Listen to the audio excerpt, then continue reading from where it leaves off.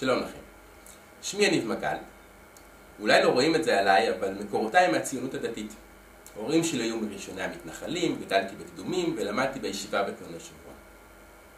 לפני שנתיים אבי נפטר, ורגע לפני שיצא מסע ההלוויה, עלינו ארבעת בניו לשאת דברים לזכרו.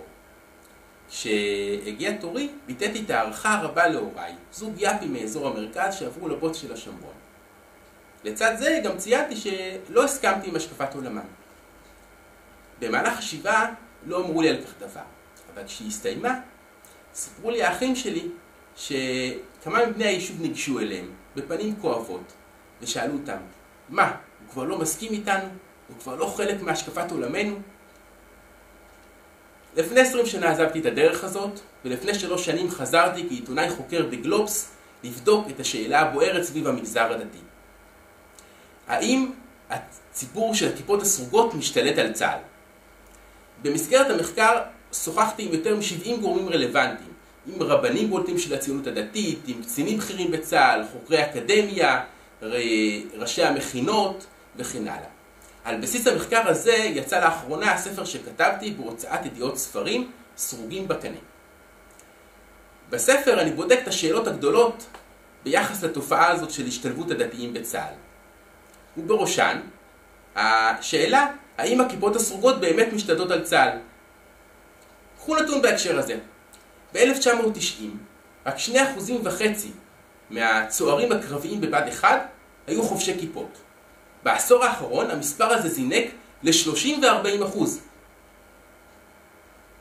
ואם באמת הצבא נעשה יותר דתי, יש חששות שעולים ביחס לזה. למשל, האם חייל דתי יקשיב למפקד או ילך אחר דברי הרב? לדוגמה, הוראה של הרב אליקים לבנון, שחייל דתי צריך להעדיף לעמוד מול כיתת יורים ולא לשמוע שירת נשים. עד כדי כך. ומה יקרה בתרחיש של פינוי יישובים ביהודה ושומרון? האם הוראה של רבנים תגרום לחייל דתי, או הרבה חיילים דתיים, לסרב פקודה? ואם מדברים על שירת נשים, בואו נדבר על שירות נשים.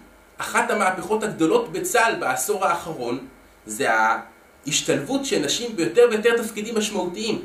למעשה היום 92% מהתפקידים בצה"ל פתוחים בפניהם. האם בצבא דתי יותר מהפכה גדולה זו תיעצר או ממש תיגדע? ומה על המוסר הצה"לי שאנחנו כה מתהדרים בו?